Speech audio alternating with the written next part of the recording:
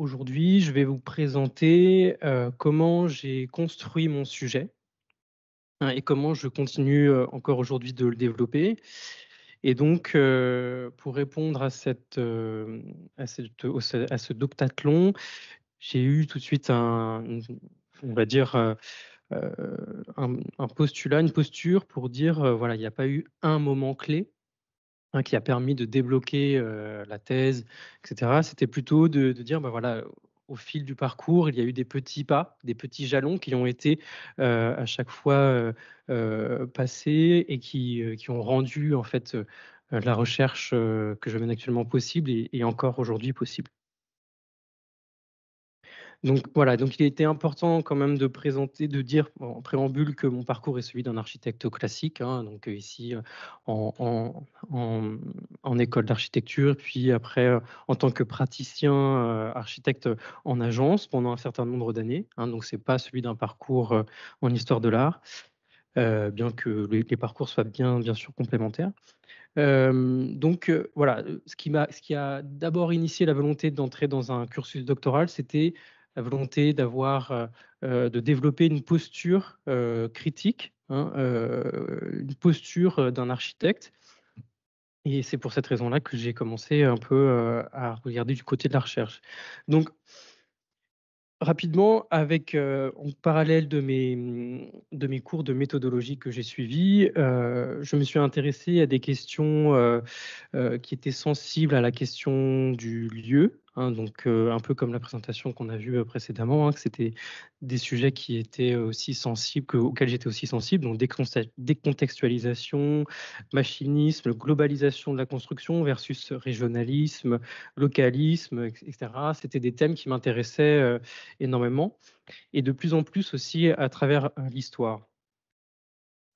Donc, pour alimenter ma recherche, hein, je l'ai nourri de beaucoup de lectures, donc très diverses, hein, dans un peu toutes les disciplines, donc sociologie, philosophie, mais aussi des essais d'architectes praticiens, autant modernes que contemporains, et puis de plus en plus vers l'histoire de l'architecture. Et donc, voilà, je suis passé par la lecture des ouvrages, des historiens contemporains, donc Jacques Lucan, Jean-Louis Cohen, puis, Jean-Claude Vigato pour l'architecture régionaliste, ouais, et puis La maison, ou l'identité galvaudée de Daniel Lecouydic. Et avec mon directeur de recherche, nous avons vite vu qu'il y avait en fait un sujet qui était abordé par ces 4 historiens de l'architecture, sans pour autant que, bah, ce sujet soit réellement développé, qu'il traite, véritablement, qu'il prenne plus de place, qu'il soit plus traité. Il s'agissait donc d'une enquête sur l'architecture rurale, voilà, nommée Chantier intellectuel 14-25. Et donc, on a décidé d'abord assez, naïvement, de voir s'il y avait un fonds disponible, qui était consultable, puis de voir s'il y avait des recherches qui étaient déjà en cours, et après avoir vu ça, que la recherche, était possible, nous avons décidé de, un peu plus pousser, et de construire un sujet autour des enquêtes d'architecture. Parallèlement à ça, j'ai entamé la lecture d'un ouvrage, qui reste encore aujourd'hui une trame de fond et auquel j'essaye de me libérer, hein. C'est celui de Christian Topalov, Histoire d'enquête, Christian Topalov, qui est sociologue, et directeur de recherche à HESS. Et donc, on a continué j'ai continué de chercher dans les archives, ce fonds-là, qui s'est révélé être extrêmement, généreux, extrêmement, très hiérarchisé et très bien organisé, hein. Comme vous pouvez voir ici des monographies sur lesquelles je vais revenir. Donc parallèlement à tout ça, j'ai donc, affiné mes lectures, plus vers des articles qui se portaient véritablement que sur, l'enquête d'architecture rurale, que ce soit dans le domaine dans la discipline architecturale, mais aussi connexe, hein, sociologie, ethnologie, et cetera. Et rapidement, on se rend compte que, bah, cette enquête, elle a rapidement, donné lieu la collection d'ouvrages qui s'appelle «L'architecture rurale française», qui était publiée aux éditions, majoritairement aux éditions, Berger-Levrault. Donc, je fais un rapide éclairage, sur cette enquête, hein, donc de quoi il s'agit?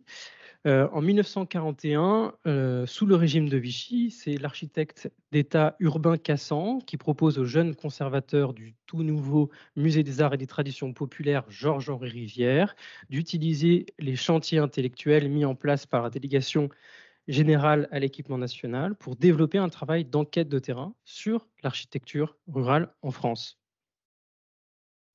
Et donc c'est une opportunité qui est saisie par le jeune Georges-Henri Rivière, hein, qui va par la même occasion diriger 3 autres, hein, donc le 909 sur le mobilier traditionnel, le 1810 sur l'artisanat traditionnel, le 1187 sur l'organisation de la documentation même du musée.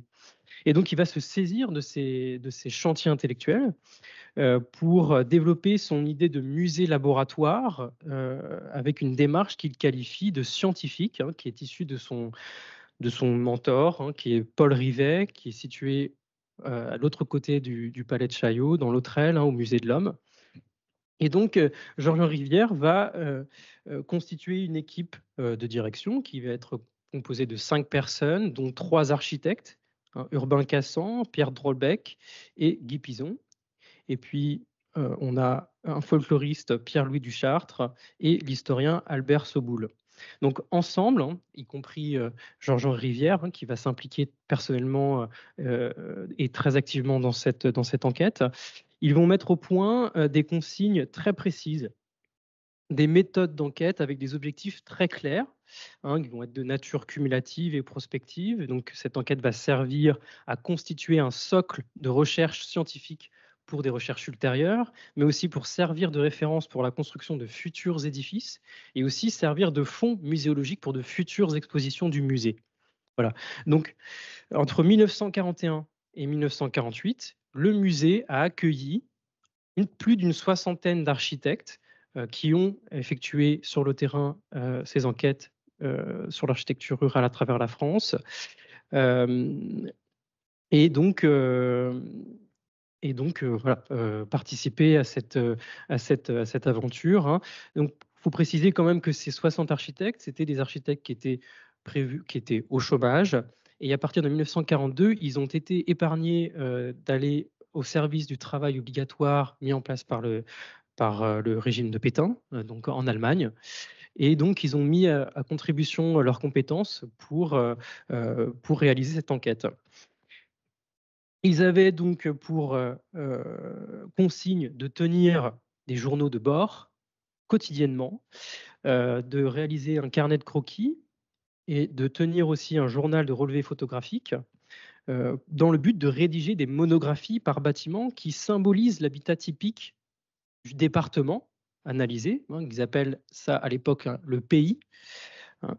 Et donc, entre 1941 et 1948, Georges-Henri Rivière dit qu'il y a eu plus de 1759 monographies, dactylographiées et véritablement exploitables qui ont été réalisées durant toutes ces années.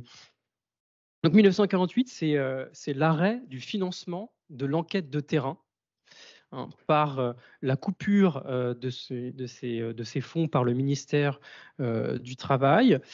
Et c'est pas pour autant que les communications autour de cette enquête vont s'arrêter, hein. Elles vont être largement relayées chaque année dans les revues spécialisées en architecture, donc technique et architecture par exemple, et mais aussi surtout dans l'organe du musée qui est la revue Art et traditions populaires. Et donc là, chaque année, on retrouve au moins un article sur l'architecture rurale, voire même plusieurs avec des recensions et des mises en page, etc., des monographies qui sont un peu plus retravaillées. Donc c'est le cas jusqu'en 1968 où le nouveau conservateur du musée, Jean Cuisonnier, qui va remplacer Georges-Henri Rivière, va réouvrir l'enquête.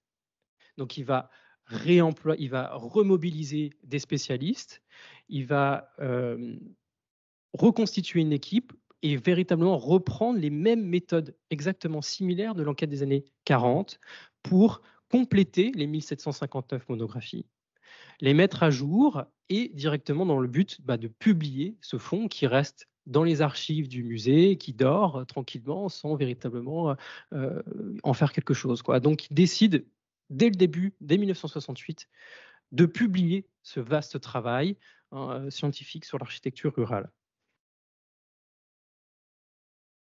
Donc c'est le cas, il réussit à publier et à mobiliser, grâce à son réseau, extrêmement, important et développé à travers la France. Il réussit à publier donc 23 volumes, hein, dont, 4 qui n'ont pas été publiés, hein, mais surtout 18 aux éditions Berger-Levrault, hein, qui sont, que vous pouvez tous, trouver dans les bibliothèques des écoles d'architecture.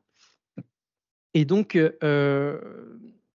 face en fait à ce fonds heu, d'archives uniques qui réunit les années 40 jusqu'aux années, au début du 21e siècle, en 2001. Il m'a fallu prendre position, moi, en tant que chercheur, pour dire, pour me poser la question, voilà, comment aborder, cette enquête sur l'architecture rurale? Et là, pour ça, donc 2 points. Hem, donc le premier, ça a été, je pense, quelque chose qui m'a fait beaucoup avancer, c'est, de mettre en commun, le sujet, dans des colloques, dans des comités. Voilà, donc ça m'a véritablement servi à faire évoluer, les questionnements, les raisonnements avec la confrontation de chercheurs, d'historiens, mais aussi des fois de spécialistes, hein, de l'époque ou de la pratique, hein, comme, j'ai eu la chance de pouvoir le faire.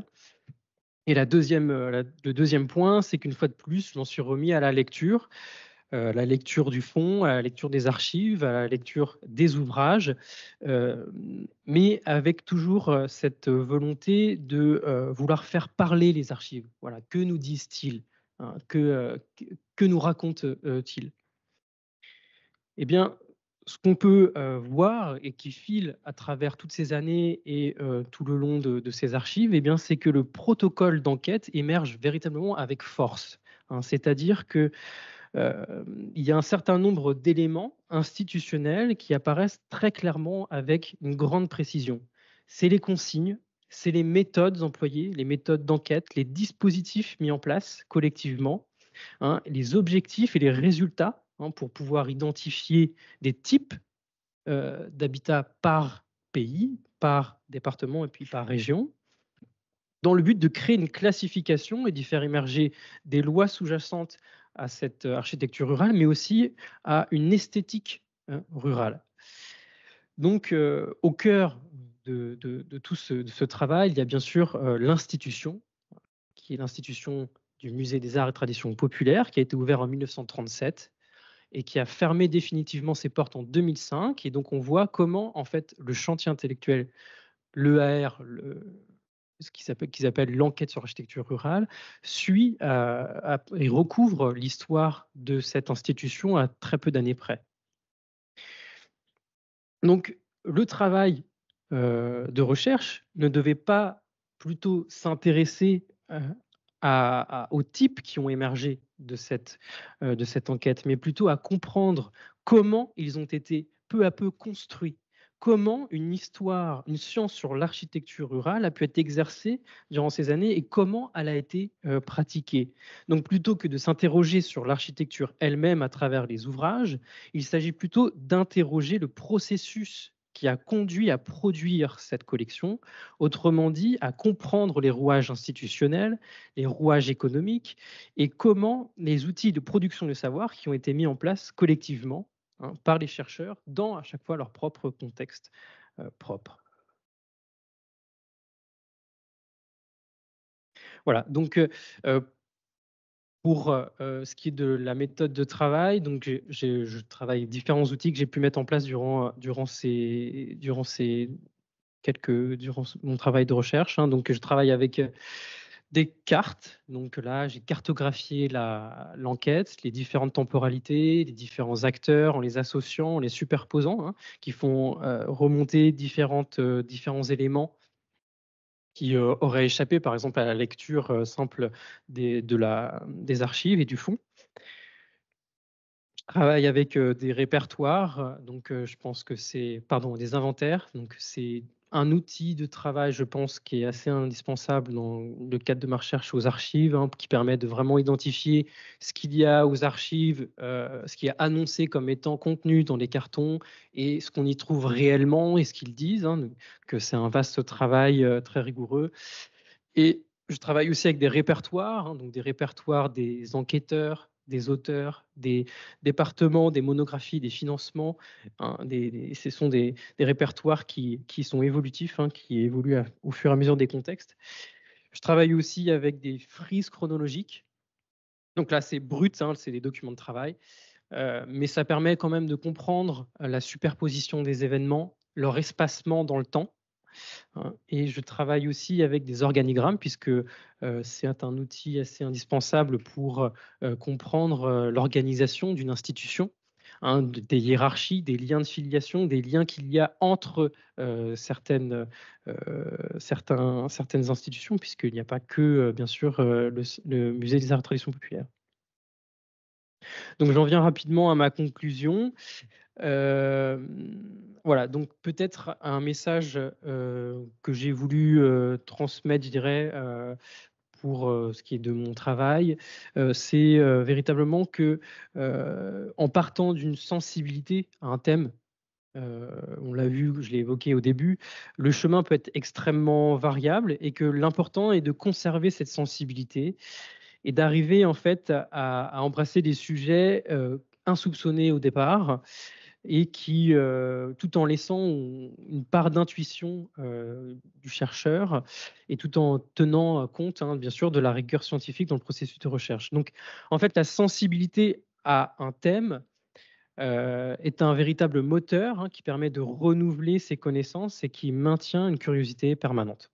Voilà. Donc pour mon cas, comme je l'ai dit, il n'y a pas eu un pas, décisif, qui a fait basculer, le dans un sens ou dans un autre la recherche, mais c'est véritablement, voilà, des petits pas qui ont été franchis au fur et à mesure. Donc on l'a vu, hein, lecture d'ouvrages, lecture d'archives, un fonds disponible et consultable, hein, de la confrontation avec des chercheurs qui ont véritablement, pris part des fois au sujet, et donc qui ont véritablement participé en fait à cette recherche. Donc il y a une dimension extrêmement, importante, hein, dans la collaboration, dans la coopération, dans le processus même de recherche, hein. Et donc vous l'aurez compris, il n'y a pas véritablement de recette type générique pour faire un doctorat, mais c'est plutôt le parcours, pour mon cas, hein, le parcours et les découvertes au gré, du cursus, hein, qui construisent peu à peu, la thèse. Voilà, je vous remercie.